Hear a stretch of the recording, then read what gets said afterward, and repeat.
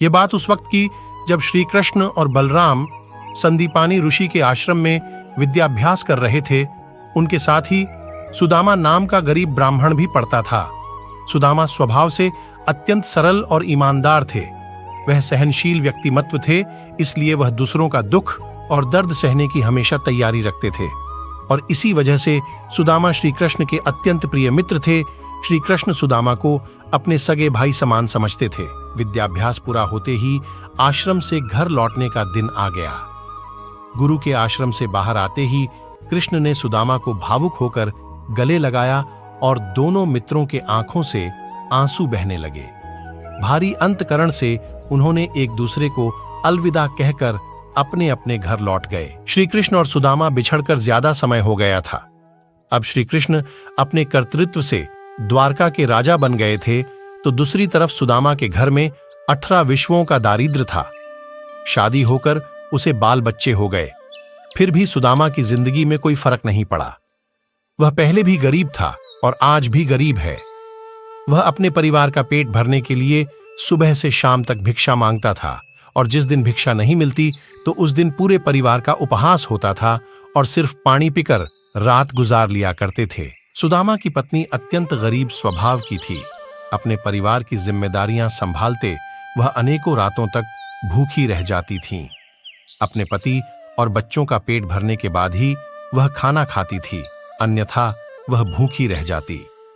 उसे हमेशा एक ही सवाल परेशान करता था कि कब यह गरीबी खत्म हो जाएगी। एक दिन वह अपने पति से कहने लगी कि आप हर समय कृष्ण का गुणगान गाते हो।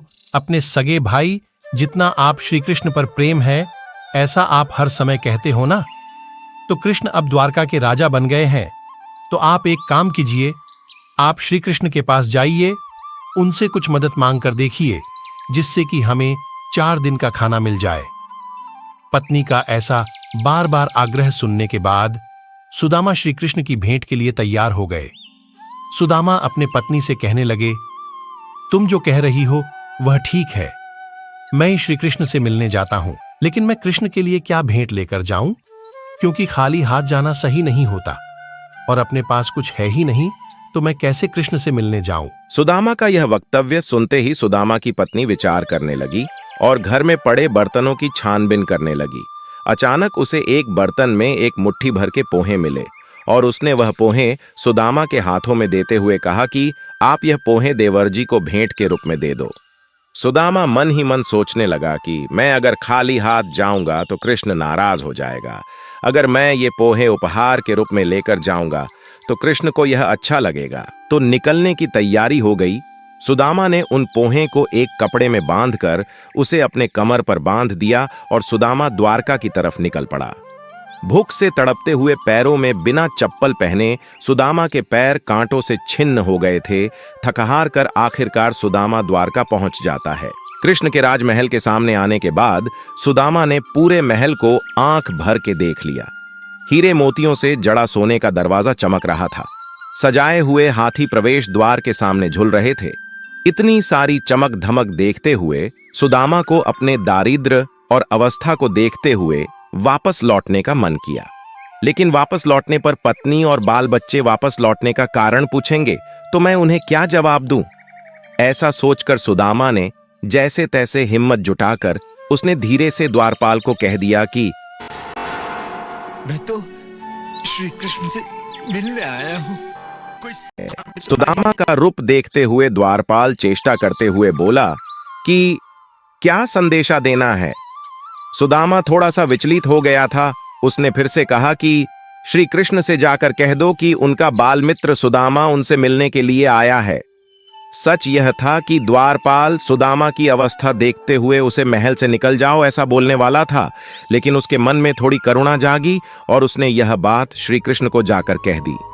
तब उस श्री कृष्ण अपने शयन कक्ष में रुक्मिणी के साथ बैठे हुए थे। सुदामा आया है यह खबर मिलते ही श्री कृष्ण भागते हुए दरवाजे के पास आए और प्रेम पूर्वक सुदामा को आलिंगन दे दिया और बाद में कृष्ण ने सुदामा का हाथ पकड़कर महल के अंदर ले आए।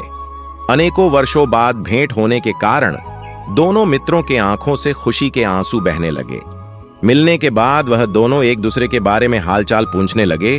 उसके बाद कृष्ण ने सुदामा को महकते हुए खुशबूदार पानी से स्नान कराया और सुदामा को पहनने के लिए नए कपड़े दिलाए। सुदामा को सोने के मंच पर बैठाकर श्री कृष्ण ने सुदामा के पैर से एक एक कर सभी कांटों को निकाल दिया और कहा कि सुदामा, मुझसे मिलने के लिए तुमने कितना कष्ट लिया। ऐसा कहकर सुदामा को पंच पकवानों का भोजन कराया। बचपन की यादों को उन्होंने फिर से ताजा किया। इतने श्री कृष्ण ने कहा कि सुदामा, भाभी जी ने मेरे लिए कुछ ना कुछ तो भेंट जरूर दे दी होगी। भाभी जी तुम्हें खाली हाथ नहीं जाने देगी, ये मुझे पता है। भाभी जी ने जरूर तुम्हारे पास कुछ ना कुछ तो खाने के लिए दिया होगा। श्री कृष्ण ने ऐसा कहने पर सुदामा चिंतित हो गया और सोचने लगा, इतने बड़े ऐश्वर्य संपन्न राजा को हम मलिन कपड़े में लिपटे बेस्वाद पोहे कैसे दे।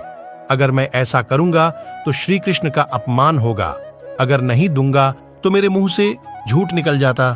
ऐसे विचारों से सुदामा का मन घिर चुका था और आखिर में सुदामा ने मन को तैयार किया और कमर पर बंधी पोहे के कपड़े को खोलकर श्री कृष्ण के सामने रख दिया। श्री कृष्ण उस भेंट को देखकर अत्यंत प्रसन्न हो गए और ताली बजाते हुए कहा कि न जाने कितने वर्षों मुझे मेरी मनपसंद चीज मिल गई। ऐसा कहकर कृष्ण ने रुक्मिणी को बुलाया। रुक्मिणी ने भेंट को देखकर कहा कि यह भेंट अति उत्तम है। इतने में वहां पर सत्यभामा भी आ गई। अब सब मिलकर सुदामा के पोहे को पंच पकवान समझकर खाने लगे और इसी तरह से श्री कृष्ण ने सुदामा की 4 दिनों तक राजविलासी मेहमान नवाजी की। श्री कृष्ण कुछ दिन और रहने का आग्रह करने लगे थे, लेकिन सुदामा को भूख से तड़पते बच्चों और पत्नी की याद आने लगी थी, तो इस वजह से सुदामा ने घर जाने का आग्रह किया।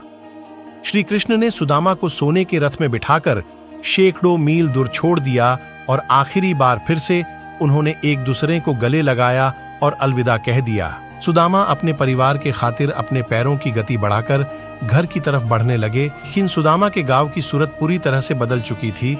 गांव के बाहर सुंदर बगीचा था। पुराने घरों की जगह अब आकर्षक दिखने वाली 2 मंजिला इमारतें बनी हुई थीं और पूरे नगर को सजाया हुआ था। उन सजी हुई इमारतों के बगल में सुदामा को एक राजमहल दिखाई दिया।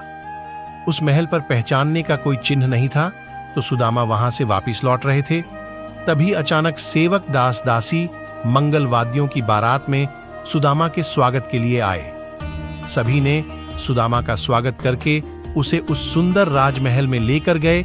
वह राजमहल कृष्ण के राजमहल जैसा ही था। इतने में साज श्रृंगार करके अनेकों अलंकार पहनकर सुदामा की पत्नी पुष्पमाला लेकर सुदामा के पास आ गई। शुरू में सुदामा ने उसके पत्नी को पहचाना नहीं था। सुदामा कुछ बोलता, इतने में उसकी पत्नी बोली कि नाथ आप आ गए।